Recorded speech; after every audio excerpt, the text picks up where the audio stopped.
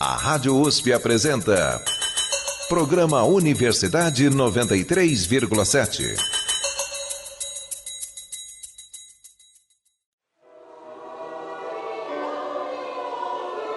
Especial Maestro Gualtieri.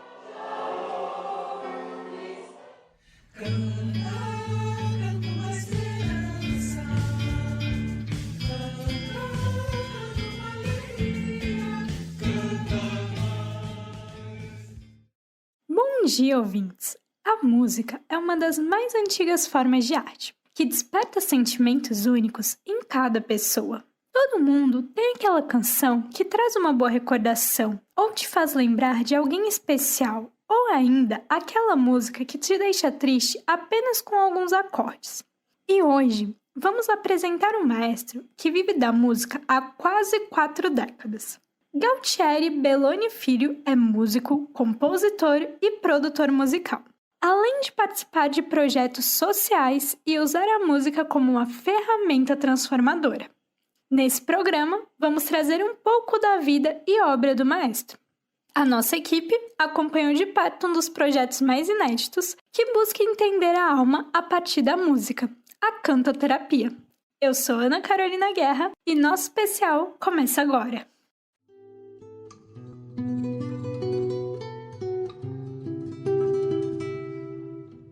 Especial Maestro Gualtieri.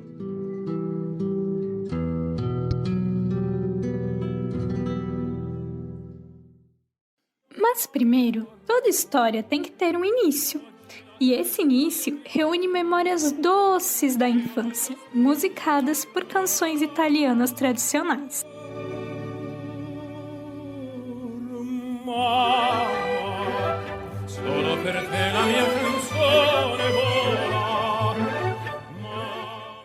O maestro Gualtieri teve muitas influências musicais dentro de sua própria casa. Sua família, de origem italiana, reúne um grande repertório de músicas tradicionais do país. A canção que você ouviu agora é cantada por Andrea Bocelli e faz parte dessa seleção especial que tocava na casa do maestro.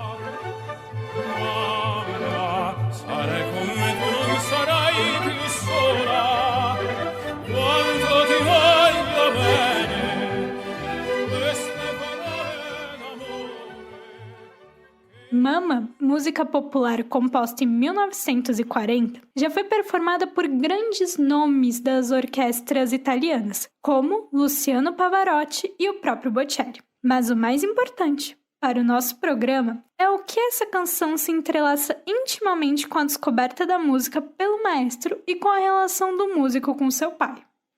Bom, por conta do meu pai, o que eu sei é que nas festas ele cantava muito, cantava para minha mãe, para as minhas avós, cantava para a família, mas ele cantava também por conta de que ele tinha tios que cantavam, né? Tinha um tio que tocava violão, que era boêmio do Brás. Havia né, aqui em São Paulo, vamos dizer, um ambiente boêmio nos anos 50, 60, e ele também, esse meu tio avô, né, tio do meu pai, também levava ele para cantar. Meu pai tinha uma boa voz, esse meu tio tocava violão, né? O tio Riccieri, era Riccieri, e meu pai contava muito dele. E assim, as minhas tias cantavam muito, e cantavam também para os meus primos, e aí naturalmente eu acabava também participando desses momentos, né, com a família, e na igreja cantava com meu pai e com a minha mãe, eles cantavam no coral da igreja, eu cantava no coral das crianças.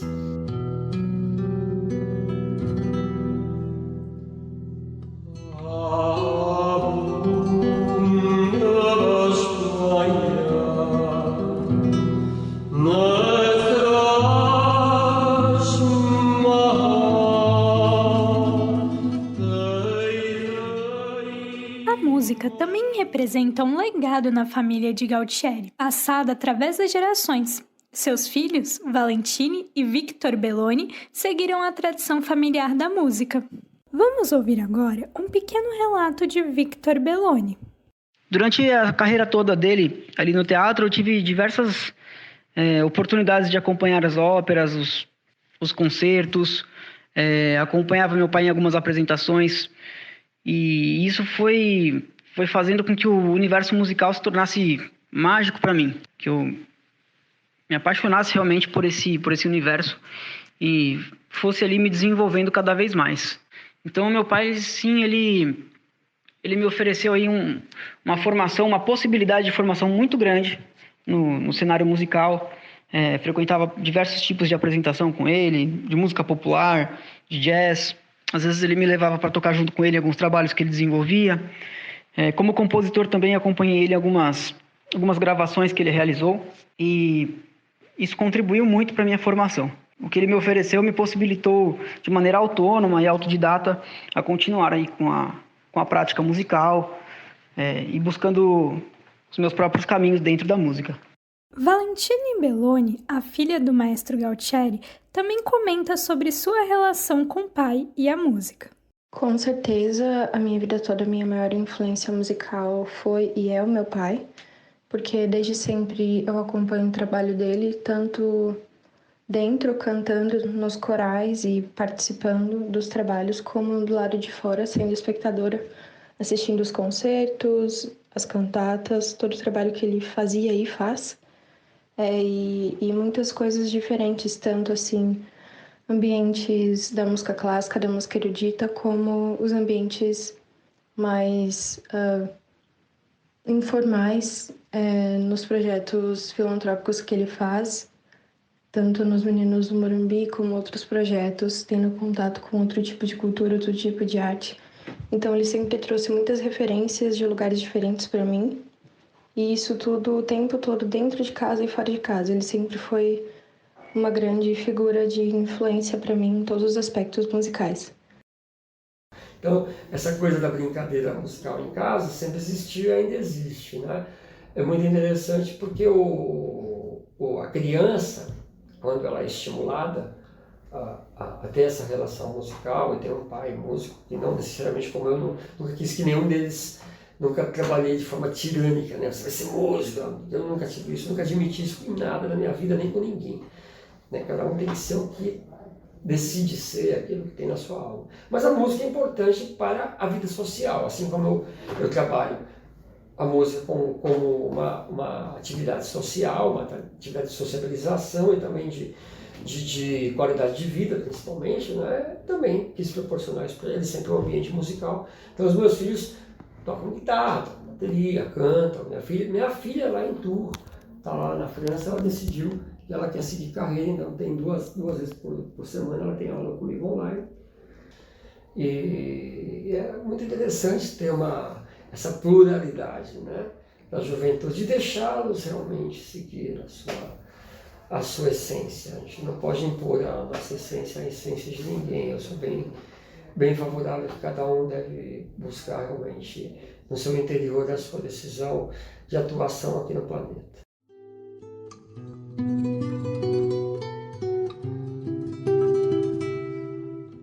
Especial Maestro Gualtieri.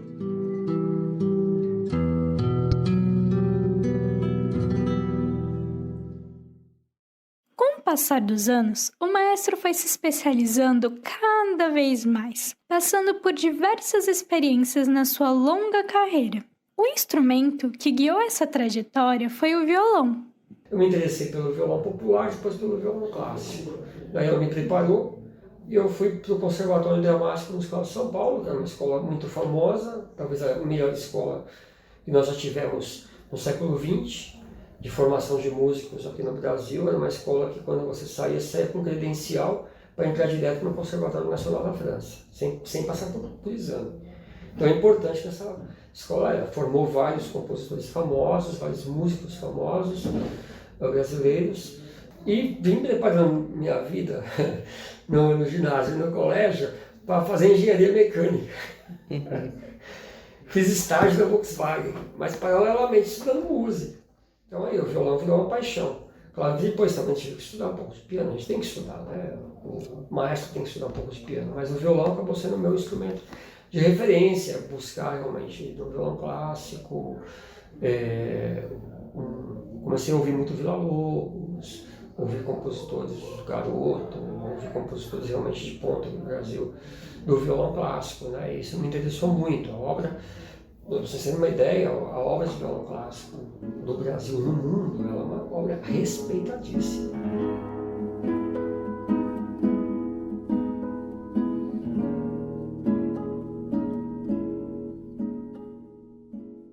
Eu assistia na Rede Globo de televisão um programa aos domingos de manhã, que era um programa de concertos.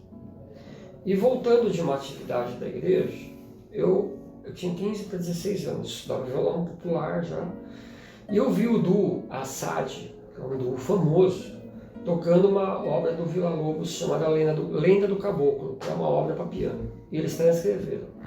Quando eu ouvi aquilo, eu falei, gente, eu quero tocar isso aqui, meu irmão. Coisa linda, aquilo foi impactante.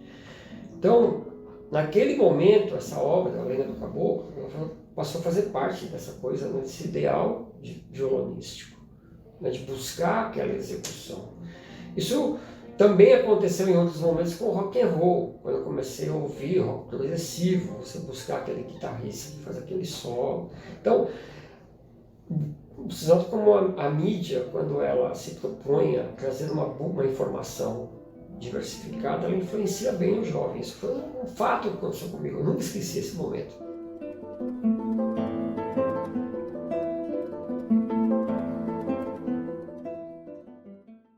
Depois de anos desenvolvendo conhecimento em diversos instrumentos musicais e trabalhando com várias orquestras, Gautieri iniciou sua atuação na regência.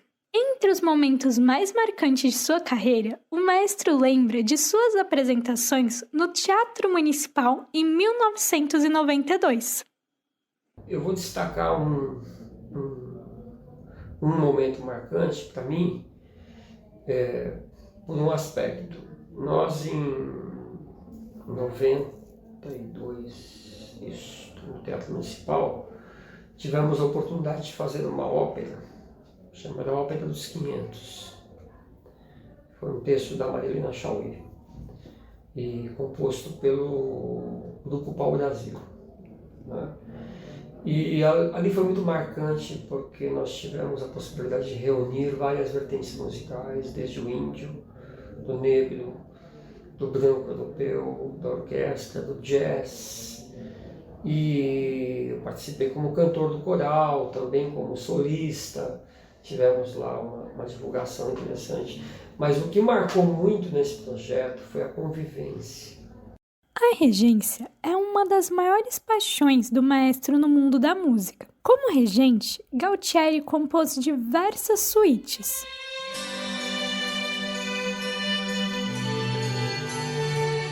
Suite, termo que vem do francês, é uma sequência de movimentos instrumentais. E o nome pode soar familiar. As suítes são a base para diversas composições da música clássica, como as de Bach. Além disso, o maestro também coordenou diversos corais durante a carreira. Dentre os mais destacados pelo maestro está o coral do Osvaldo e o coral da CETESB. Mas a música, para o maestro Gautieri, vai além da sala de concerto. Em sua trajetória, o maestro levou a música clássica, muitas vezes vista como exclusividade da elite, para as ruas de São Paulo. Em 2000, o maestro conheceu um dos projetos mais marcantes que já participou. Pessoalmente, eu tive uma experiência muito forte em 2000. Em 2000 eu conheci um projeto chamado Minha Rua, Minha Casa. Já ouviram falar? Não. Não sei se existe ainda esse projeto. Ele está embaixo do viaduto do Glicério, que era a antiga rodoviária dos nordestinos no passado. Não sei se vocês estudaram sobre isso. Era onde os nordestinos desembarcavam aqui em São Paulo.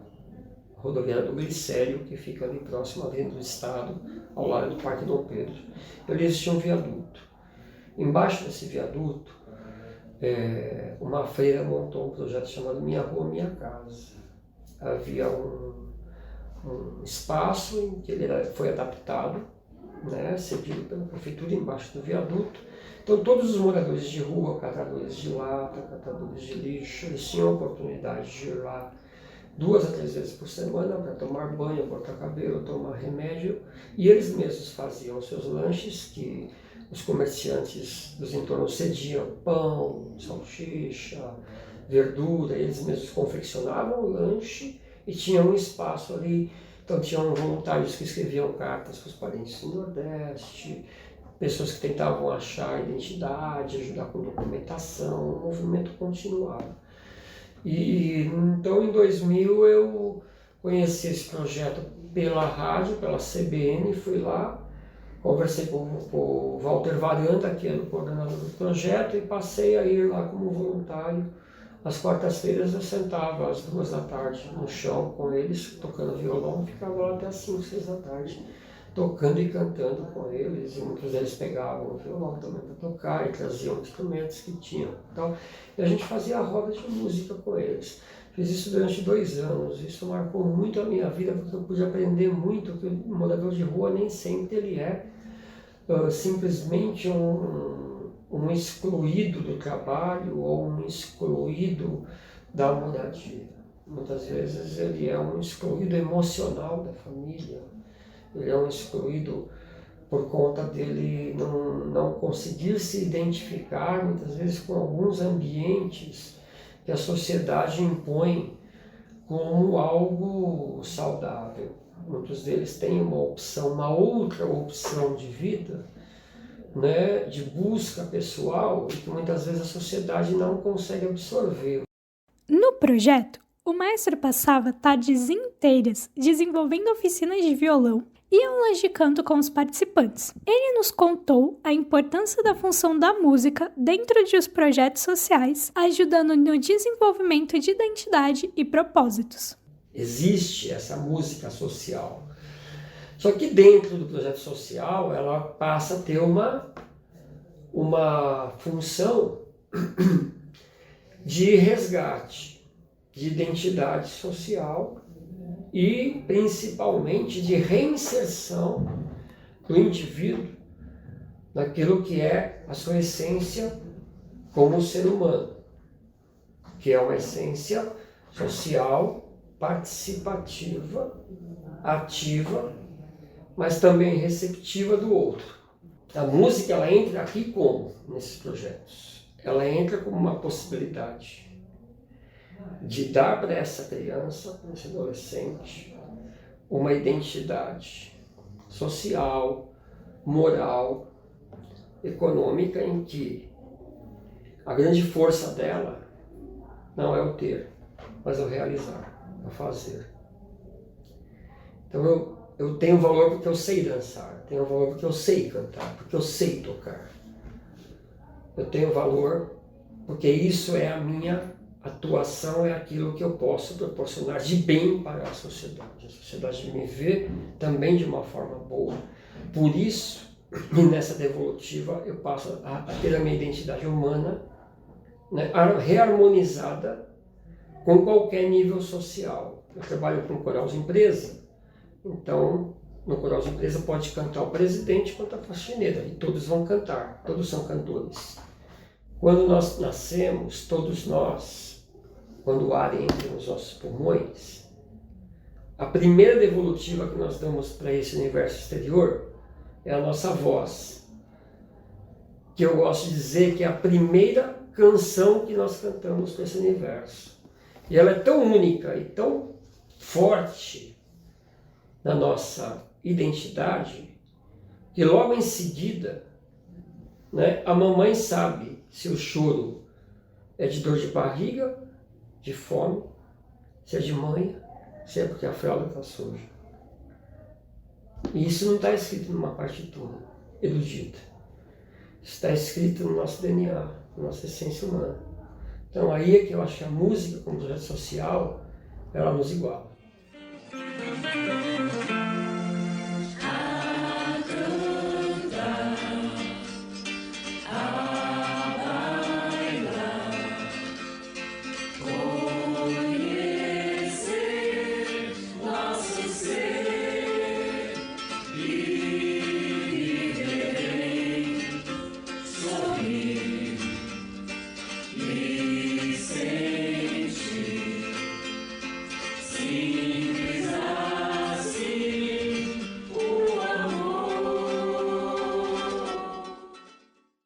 Na reportagem de Pedro Guilherme Costa, você conhece um dos projetos sociais em que o maestro Galtieri já trabalhou. Esse é um dos atuais trabalhos encabeçados pelo músico e se propõe a usar a música de uma maneira um tanto peculiar, mas libertadora.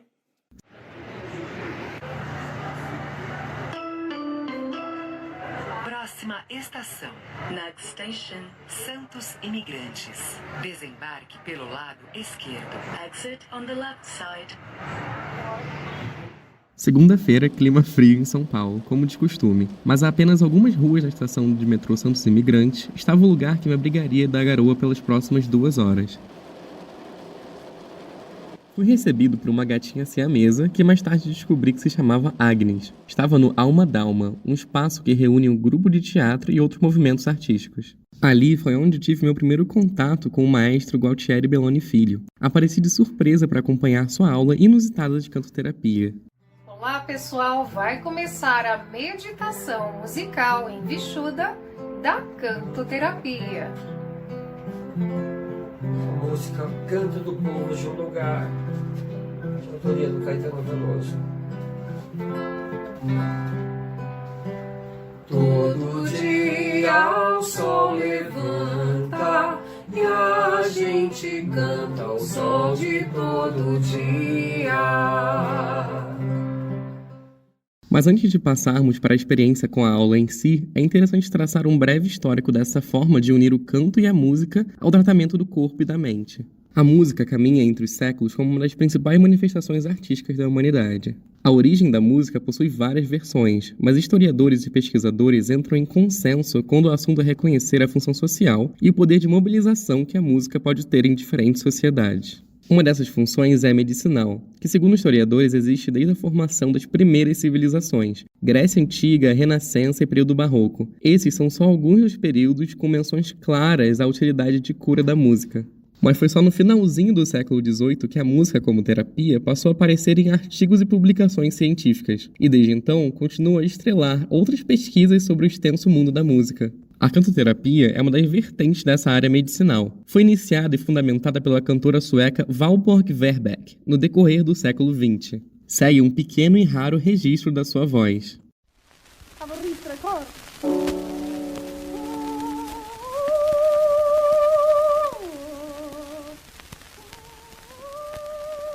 Após perder a voz por conta de uma paralisia nas cordas vocais, começou uma nova fase na carreira.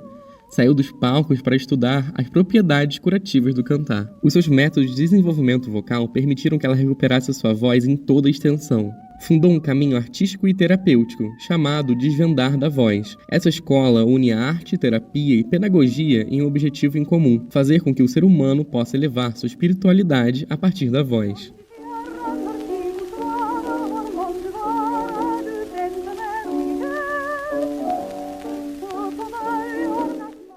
E retornando à sala de teatro onde eu estava, é possível ver diversos traços desse objetivo durante a aula. Lívia Andriolo, cantora e psicóloga, é uma das fundadoras do projeto junto ao maestro. Desde 2016, a cantora já trabalhava com oficinas de cantoterapia. Mas foi durante a pandemia que os dois chegaram a um formato diferenciado para a terapia. A cantoterapia da alma no lar, segundo o maestro, uniu participantes do mundo todo. Olá pessoal, vai começar mais uma cantoterapia da alma no lar para vocês, hoje com a música do Jorge Benjor, Balança Pema. Vem cantar com a gente. Dom, dom, din, din, din, dom, dom, dom, din, oh, oh. Balança Pema, balança sem parar, arrasta a sandália, arrasta até gastar. Mas agora eu estava participando da dinâmica presencial desse projeto. Dentre as atividades da noite, participei do destravamento dos 7 chakras, estrategicamente posicionado no início da aula para relaxar o aluno. Reconexão com a natureza por meio de mantras e canções indígenas também marcaram a experiência. Momentos de redescoberta vocal cercavam todas as atividades, tudo isso soltando e muito a voz. De todas as experiências, a última é a que mais chama a atenção. Já imaginou cantar uma música muito famosa em um ritmo vocal totalmente diferente? Eu tive essa experiência ao cantar em grupo a música Vai Menina, de Tom Zé, lançada em 1972. A ideia da sessão era tentarmos cantar aquela letra de uma forma nova. Menina, amanhã de manhã, quando a gente acordar, quero te dizer que a felicidade vai... Alterando totalmente sua estrutura de ritmo. Parece tranquilo, mas seu cérebro literalmente trava.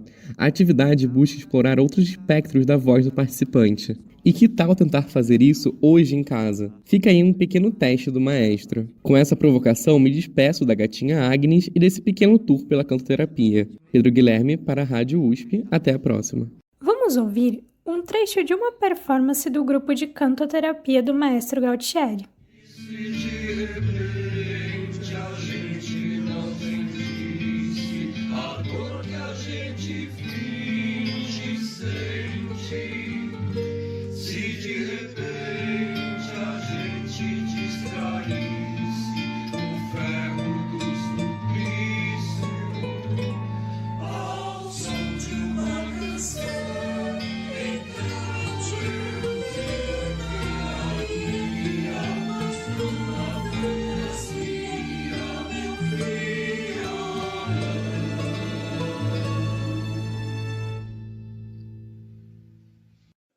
Hoje conhecemos um pouco da história de Gautieri Belloni Filho, um maestro que utiliza a música como agente de transformação social. Além disso, também podemos ver como a música é uma constante na sua família, sendo uma forte raiz geracional na vida do maestro. Por meio de projetos como Minha Rua, Minha Casa, retirou a regência das salas de concerto e levou para a vida de todo tipo de pessoa. O maestro continua na ativa, junto com a sua parceira Lívia Adriolo, nas aulas de cantoterapia. Fica aqui o nosso muito obrigado ao maestro e aos seus filhos Valentine e Victor pelas colaborações essenciais à realização do programa. Este programa foi produzido por Luana Machado, com locuções de Ana Carolina Guerra, roteiro de Vinícius Machuca, reportagem de Pedro Guilherme Costa e edição de Theo Salles. Este programa está disponível no site usp.br/radiojornalismo. Agradecemos por sua audiência e desejamos um ótimo domingo. Especial Maestro Gualtieri.